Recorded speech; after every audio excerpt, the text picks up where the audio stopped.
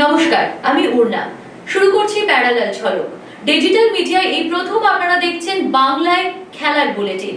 আজ শুরু করব ফুটবলের খবর নিয়ে। ফুটবলের যাবতীয় সব খবর নিয়ে আমাদের বিশেষ সেগমেন্ট খেল সকার।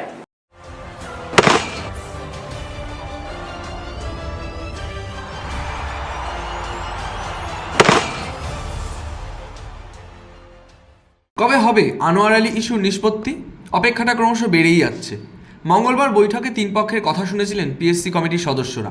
শোনা গিয়েছিল বুধবার নাকি চূড়ান্ত ঘোষণা হতে পারে, কিন্তু এদিনও আনোয়ার ইস্যু নিয়ে সিদ্ধান্ত ঝুলেই রইল। এখনও পর্যন্ত কোনো রকম চূড়ান্ত সিদ্ধান্ত গ্রহণ করতে পারেননি ফেডারেশনের পিএসসি কমিটির সদস্যরা। শেষ পর্যন্ত কবে সেই সিদ্ধান্ত জানানো হয় তারই অপেক্ষাতে সকলে। জেতা ম্যাচ মাঠে ফেলে রেখে এলো Mohun Bagan super giant. Jason Cummins, Liston Colaco, Dmitry Petratos এই তিনজন তিনবার একা গোলরক্ষককে পেয়েছিলেন, কিন্তু তিনবারই ব্যর্থ তারা। ফলে অন্তত 3 গোলে জেতা ম্যাচ গোলশূন্য ড্র হলো। এএফসি চ্যাম্পিয়ন্স লিগ 2-তে তাজাকিস্তানের এফসি রবসানকে যুব ভারতীতে হারাতে পারল না সবুজ মেরুন। শুরু থেকে দুই দলেরই অতি রক্ষণাত্মক মানসিকতায় ম্যাচটা কখনোই জমে ওঠেনি। পরের দিকে স্টুয়ার্ট ও লিস্টনকে নামিয়ে কিছুটা আক্রমণাত্মক হন মলিনা।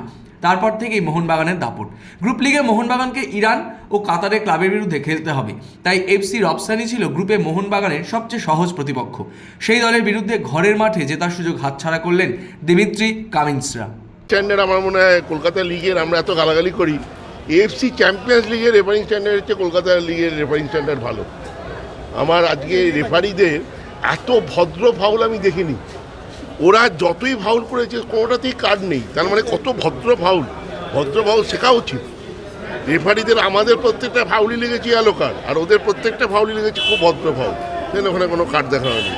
এই ধরনের রেফারিং অত্যন্ত। এবং লাস্ট আমার যা মনে হয়েছে, আমি জানি না, আমার তো মনে হয়েছে ওটা পেনাল্টি ছিল। আর মিস কখন করে? যখন ভালো খেলে, যখন গোলের চান্স তৈরি করে মিস করেছে। স্টুয়ার্ট নামার পরে টিমটা অনেক বেশি জেগেছিল, অনেক বেশি খেলেছে, এবং champions league first time Mohun Bagan খেলছে, সেখানে আমার মনে হয় আরও উন্নতি হবে। মোহনবাগান রক্ষণ নিয়ে উদ্বেগ বাড়ছে সমর্থকদের। 2 গোলে এগিয়ে গিয়েও জয় আসছে না, কিছুতেই রক্ষণ সমস্যা কাটিয়ে উঠতে পারছে না। একটা প্রশ্ন মৃদুভাবে উঠছে, যদি হাবাস কোচ থাকতেন তাহলে কিভাবে তিনি সামাল দিতেন এই পরিস্থিতি? হাবাসকে কাছ থেকে দেখা এটিকে মোহনবাগানের সহকারী কোচ সঞ্জয় সেন কি বলছেন? না, ওরম ভাবে কখনো হয় না। একটা ম্যাচে, প্রথম ম্যাচে হাবাসের সময়ও আমরা কেরালের কাছে হেরে গিয়েছিলাম। প্রথম ম্যাচে এরকম হয়, প্রথম ম্যাচে একটা দুটো ম্যাচ এরকম আপসেট হয়। একটা টিম জিতছিল, ড্র করেছে। হ্যাঁ, সে তো এফসি গোয়া তো কালকে হেরে গেছে। সেরকম যদি দেখো, ওড়িশাও তো তাহলে এর কাছে হেরে গেছে, চেন্নাইয়ের কাছে নিজেদের মাঠে হেরে গেছে। তো এইগুলো থাকে, ফুটবল এইগুলো থাকে, এইটা নিয়ে কোনো ব্যাপার না। ব্যাপারটা যেটা, সেটা জিততে আমি 2 গোল 3 গোলের লিড, সেখান থেকে আমি যদি গোল খেয়ে যাই, টিমটা ড্র করে ফেলে, সেটাই একটাই।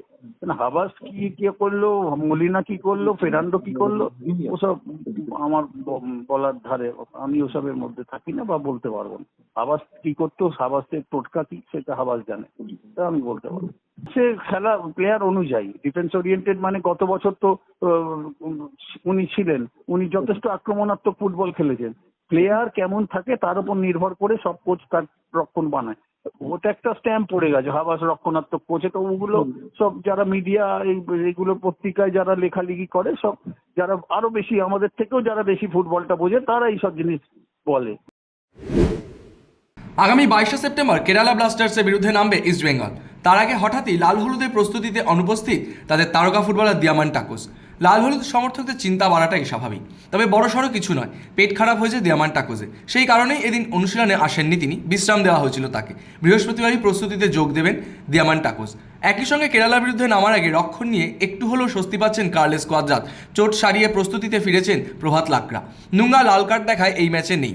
প্রভাতের দলে ফেরাটায় খানিকটা হলেও স্বস্তি দিতে পারে লাল হলুদ রক্ষণকে। ইস্টবেঙ্গল প্রথম ম্যাচে বেঙ্গালুরুর কাছে হেরেছে, কিন্তু কেমন লাগছে ইস্টবেঙ্গলকে? ইস্টবেঙ্গলের সম্ভাবনা কতটা?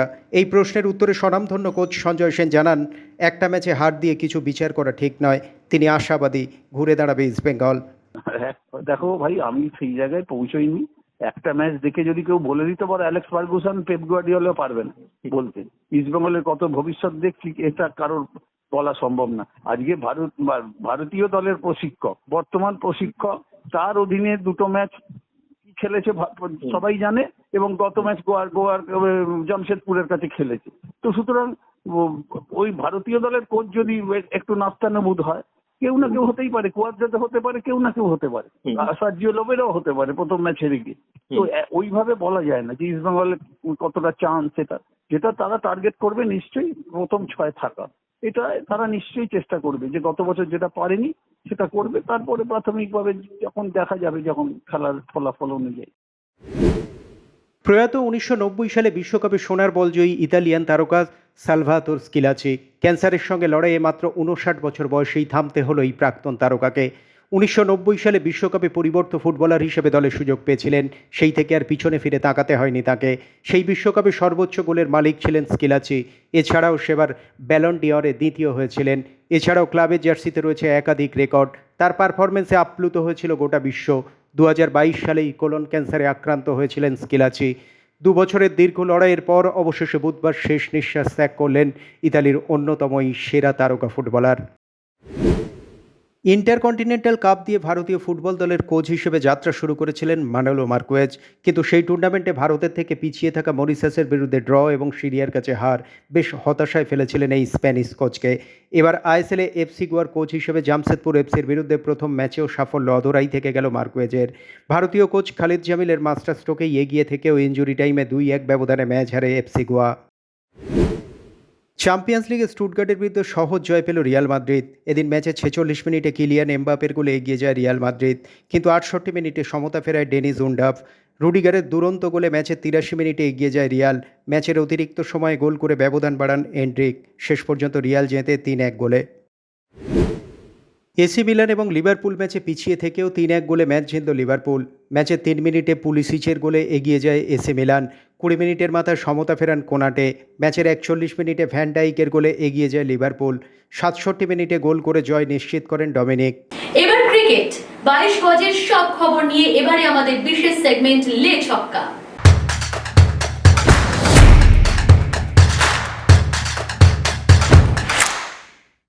ছয় মাসের বিরতি কাটিয়ে বাংলাদেশের বিরুদ্ধে লাল বলের ফরম্যাটে ফিরছে ভারত।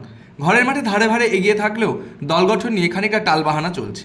3 পেসার নাকি 3 স্পিনারে খেলবে টিম ইন্ডিয়া, এই নিয়েই এখন গুঞ্জন তুঙ্গে। চেন্নাইয়ে লাল মাটির পিচ, অর্থাৎ পেসারদের আধিপত্য দেখা যাবে সেখানে। আবার শোনা যাচ্ছে আবহাওয়ার কারণে তৃতীয় দিন থেকে নাকি পিচে স্পিনাররা সুবিধা পেতে পারে। সব দিক বিচার করে খুব সাবধানেই পা ফেলতে চাইছে ভারতীয় টিম ম্যানেজমেন্ট। একই সঙ্গে বিশ্ব টেস্ট চ্যাম্পিয়নশিপের ফাইনালের রাস্তা চওড়া করতে এই সিরিজ জয় ভারতকে অনেকটাই সাহায্য করবে। তবে ম্যাচে নামার আগে বেশ আত্মবিশ্বাসের সুরই শোনা যাচ্ছে ভারতীয় শিবিরের অন্দর থেকে। বাংলাদেশের বিরুদ্ধে নামার আগে মুখোমুখি বিরাট কোহলি ও গৌতম গম্ভীর। না, এবার আর কোনো সমস্যা নয়, বরং তাদের দুজনের সমস্যা নিয়ে সোশ্যাল মিডিয়া জুড়ে যা চলছে তারই নিষ্পত্তি করতে এদিন মুখোমুখি বসেছিলেন তারা। খোশ মেজাজেই 2 তারকা। সেখানে প্রতিপক্ষ দলের ক্রিকেটারদের সঙ্গে বাদানুবাদ নিয়ে সমস্যার সমাধান বিরাটকে বাতলে দিলেন গৌতম গম্ভীর নিজেই। ভারতীয় দলের কোচ হয়েছেন গম্ভীর। আইপিএলে তাদের মধ্যে উত্তেজিত বাদানুবাদ হলেও সেই সমস্যা যে এখন আর নেই তারই একটা বার্তা যেন দিল বিসিসিআই। বৃহস্পতিবার বাংলাদেশের বিরুদ্ধে প্রথম টেস্ট ম্যাচে নামছে ভারত। সেই ম্যাচে নামার আগে অধিনায়ক রোহিত শর্মাকে প্রশংসায় ভরিয়ে দিলেন আকসার প্যাটেল। রোহিত শর্মার নেতৃত্বে ব্যাটাররা তো বটেই, বোলাররাও কতটা স্বাধীনতা পায় সেই কথাই শোনা গেল তার মুখে। শুধুমাত্র তাই নয়, একজন অধিনায়ক হিসাবে কোন ক্রিকেটারকে কোন জায়গায় ভালো করে ব্যবহার করতে হবে সেই ব্যাপারেও রোহিত শর্মার অত্যন্ত দক্ষতা দেখে আপ্লুত ভারতীয় দলের এই অলরাউন্ডার। ইউটিউবারের বিরুদ্ধে অভিযোগ দায়ের সৌরভ গঙ্গোপাধ্যায়। হেনস্থার অভিযোগ এনেই এবার সাইবার ক্রাইমে দ্বারস্থ হয়েছেন প্রাক্তন ভারত অধিনায়ক এবং প্রাক্তন বিসিসিআই সভাপতি। সেই ইউটিউবারের ভিডিও লিঙ্কও তুলে ধরা হয়েছে সৌরভের ইমেলে। শোনা যাচ্ছে দিন কয়েক আগেই এই ভিডিওটি সোশ্যাল মিডিয়াতে দিয়েছিলেন সেই ইউটিউবার। সৌরভ গঙ্গোপাধ্যায় নজরে আসার পরই তিনি অভিযোগ করেছেন। এই ভিডিও তার সম্মানহানি করেছে বলেই অভিযোগ দায়ের করেছেন সৌরভ। আগামী মাসে শুরু হতে চলেছে মহিলাদের টি-20 বিশ্বকাপ। তার আগেই বিরাট পদক্ষেপ আইসিসির। মহিলা টি-20 বিশ্বকাপে পুরস্কার মূল্য বাড়ালো বিপুলভাবে। সব মিলিয়ে এবারের বিশ্বকাপে পুরস্কার মূল্য $7.96 মিলিয়ন। সেখানেই চ্যাম্পিয়ন দল পাবে $2.34 মিলিয়ন। গতবারের থেকে প্রায় দ্বিগুণ। শোনা যাচ্ছে পুরুষদের প্রতিযোগিতার সঙ্গেই সমহারে এই মহিলাদের প্রতিযোগিতারও পুরস্কার মূল্য করার সিদ্ধান্ত নিয়েছে ক্রিকেটের সর্বোচ্চ নিয়ামক সংস্থা। ফুটবল ক্রিকেট ছাড়াও নানা খেলার নানা খবর নিয়ে এবারে আমরা দেখে নেব উইং প্লে।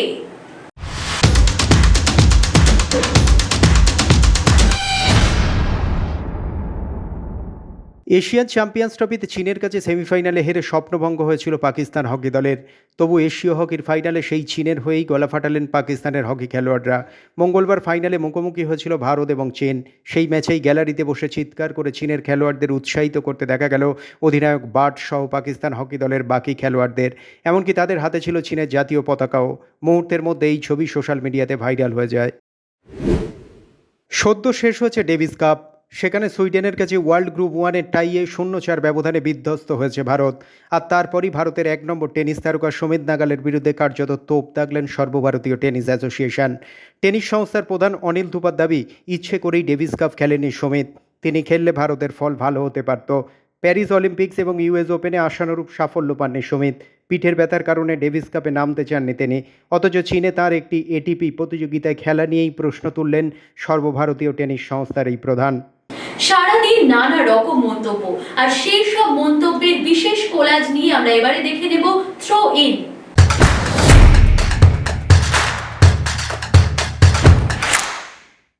একটা দল পারস্পরিক সম্পর্কের মধ্যে দিয়ে এগিয়ে চলে। দলের সকলের সঙ্গে আমার সম্পর্ক ভালো। প্রতিদিন এই সম্পর্ক আরও মজবুত হচ্ছে। সকলে মিলে একটা ভালো দল তৈরি করার চেষ্টা করছি। এভাবেই ভারতীয় ক্রিকেট সামনের দিকে এগিয়ে যাবে। ক্রিকেটে অবসর নিয়ে এখন মশকরা হয়ে গিয়েছে। লোকে অবসর ঘোষণা করার পরেও ফিরে আসে। ভারতে এমনটা হয়নি, কিন্তু অন্য দেশে দেখেছি অবসর নেওয়ার পরেও ফিরে এসে খেলছে। তাই বোঝা যায় না আদৌ কেউ অবসর নিয়েছে কিনা। প্রধানমন্ত্রী কখন টুইট করলেন? আমি ফাইনালে ওঠার একদিন পরে। উনি তো সকলকে সঙ্গে সঙ্গে ফোন করছিলেন। পরের দিনই ওজন নিয়ে ঘটনাটা ঘটল। আমি ফাইনালে ওঠার পরে কেন আমাকে প্রধানমন্ত্রী ফোন করলেন না? প্যারালাল ঝলক আজ এ পর্যন্তই। আপনারা প্রতিদিন রাত 10টায় দেখতে থাকুন প্যারালাল ঝলক।